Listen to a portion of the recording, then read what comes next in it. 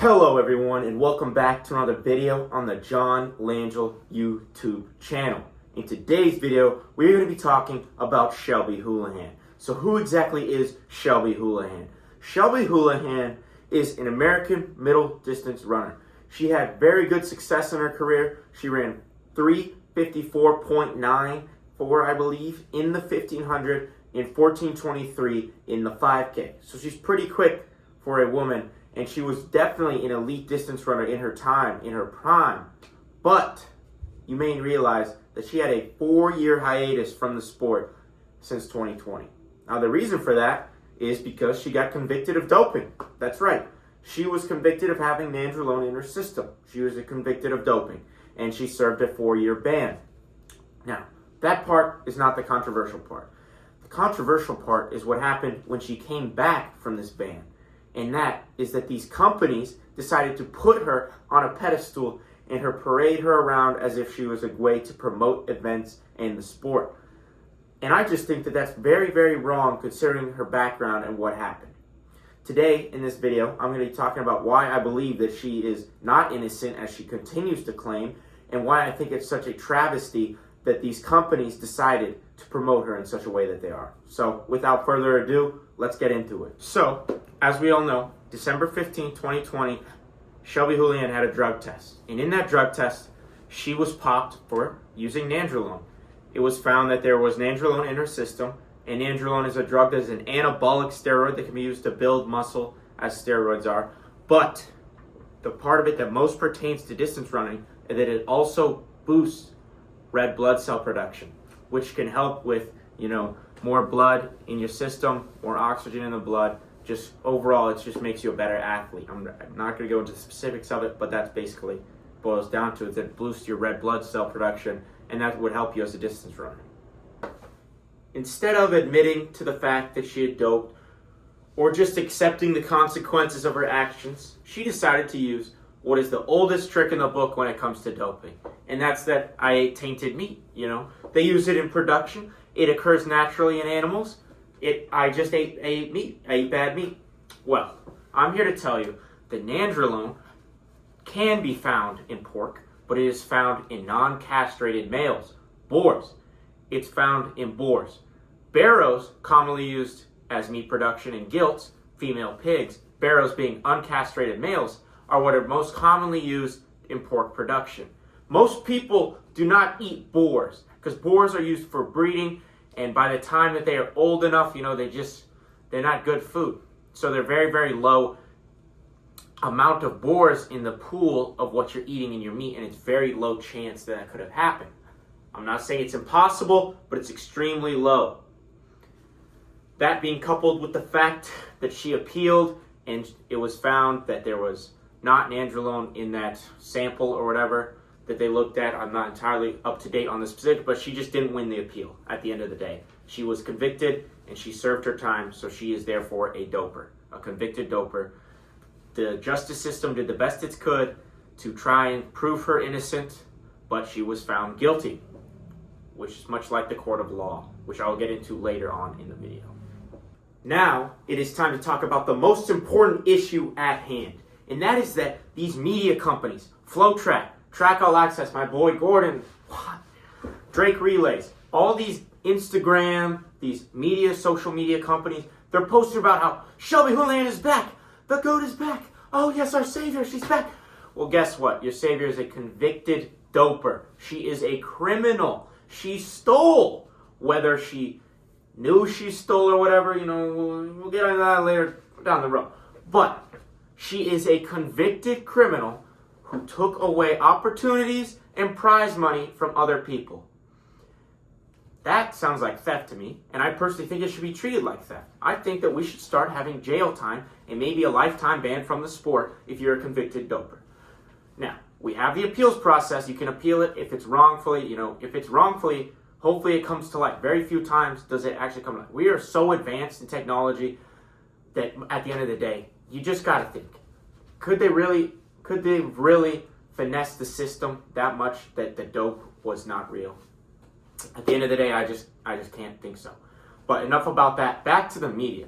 This woman stole. She took away opportunities to go to the Olympics, opportunities for world championship. She also took away prize money from other people who are clean athletes. Now, whether or not these athletes were actually clean, I do think a lot of people in the sport are dirty, and we may not realize it. And I think that giving them jail time and actual real life, consequences besides just bans would absolutely diminish doping in the sport. And I think it would see it a lot less. But I don't think that will ever happen because it's just kind of a gray area in the legal system, and it's not technically illegal. Well, it's illegal by the governing bodies. But that's a topic for another day. These media companies think that it's okay to just put her on a pedestal and make her like a role model to others. She is literally a convicted doper. You look at people like Mo Katir, Asbel Kiprop, these Africans that are dopers. People just criticize them. They just hate them. People hate Mo Katir. No one likes Mo Katir. But this double standard of Shelby Houlihan being okay, I just don't mess with it. I'd be okay if maybe everyone was happy for dopers, but it's just that there's a double standard that I don't see it that as fair. Now, I'm going to say something that's very, very controversial, but it's my opinion, and I think that you need to grasp it a little bit, just to try to understand it with me, okay?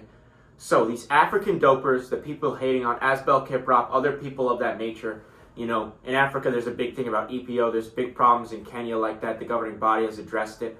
But I think that there's a legitimate reason for this and that it can be kind of understood, and it almost not sympathize with them, but more like accept it. You know what I mean? So in Africa, these guys are in a third world country. They don't have the luxuries that we have here in the U.S. If you've seen where they came from, it's not like the U.S. at all. They need to get out of that life. They want to go to a better life, and running is their way to get to a better life. Everyone runs in Kenya trying to chase greatness because they want to make it out and do great things and get a lot of money. Now, that can lead people down desperate paths and can lead to doping. You don't see that necessarily in the U.S. as much because, we live in a first world country. We have all these modern amenities. We have great things. I'm not saying that it's okay for them to dope, but I just think it's more acceptable than these Americans living in first world countries. But yet people seem to praise Americans coming back from it. I think it's just not racist necessarily, but they just don't understand what it's like to be in those countries like that. These people came from nothing.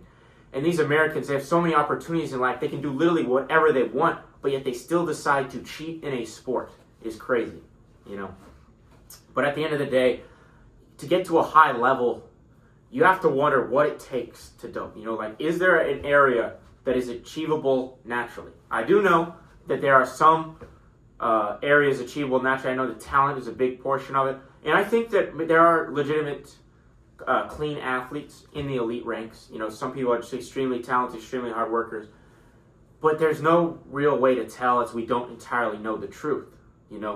One might have to think that Kipchoge is doping to be as great as he is, or he's just extremely, extremely talented. It's just this conundrum that's hard to grasp. And I think that's what makes distance running so unique in the sport, is that it's just there's levels to it, and you can never know for a fact that someone is a clean athlete, especially with the way that people are going out of their way to evade drug tests. PEDs, PED testing, steroid testing is a multi-million-dollar organization. But the money that goes into beating steroid tests is a multi-billion-dollar organization. Like when you have people competing at the Olympics, you have scientists hired by the country of Russia, by the country of China, by the country of the United States to go out and to beat these tests. Now, you can believe whatever you want. You can think that she didn't dope all you want, but she still broke the law, bro. You can believe whatever you want, but at the end of the day, the media should not be glorifying a convicted doper, okay? Now, your arguments are probably, well, she's pleading innocent. I believe that she's innocent, and her team stood by her. Her team is Bowerman, bro. Have you seen what happened to Bowerman in the last couple of years? Everybody left Bowerman, probably because of this situation, and because Jerry Schumacher is just overall a shady guy.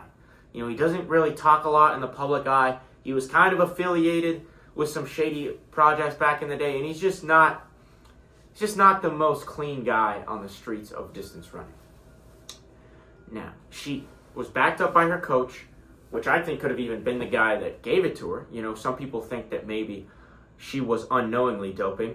In that case, I mean, just shows how bad Bowerman is. And I've never really been a fan of Bowerman Track Club. I like Grant Fisher, I like Mohamed, but I don't like Bowerman Track Club because of just their coach. Their coach doesn't seem to be like the nicest guy. You know, he doesn't really do anything in the media.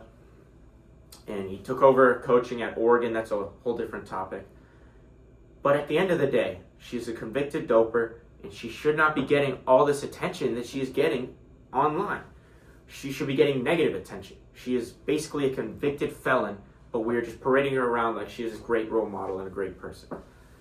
Now, that being juxtaposed with my boy Mo Katir, never failed a drug test, yet, however, he got a 3-year ban for tampering, and he had whereabouts failures. Everybody hates Mo Katir, though. I don't know why everybody hates Mo Katir, but everyone loves Shelby Houlihan. Now, that's a big double standard right there. I would be okay if everybody loved Mo Katir and loved Shelby Houlihan. Then there wouldn't be a double standard. But you're not giving the same. You're switching up. You're not feeling the same way about those two people. You know, there are other guys like Divine Odeduru. Bro never failed a drug test. He just got allegedly for like something. I'll put it up right here what exactly happened. But he never failed a drug test and he got a 6-year ban. And a lot of people hate him because of that. But yet Shelby Houlihan got a 4-year ban, comes back to sport, everyone's praising him. Doesn't make any sense to me. Doesn't make any sense to anyone outside of those people that are Shelby Glazers. That's enough controversy for today. I hope you enjoyed the video. Please don't forget to like and subscribe if you enjoyed. Peace out. Yeah. March got you already second guessing titles. April, spring's in just like a spring start to spiral. May bring some warmer days. Poolside getting very tan. June had you moving ice cold, going back and forth with a married man. July, that's when I found out. July, August it was baby this, baby that. Like yeah, your tools tied. September we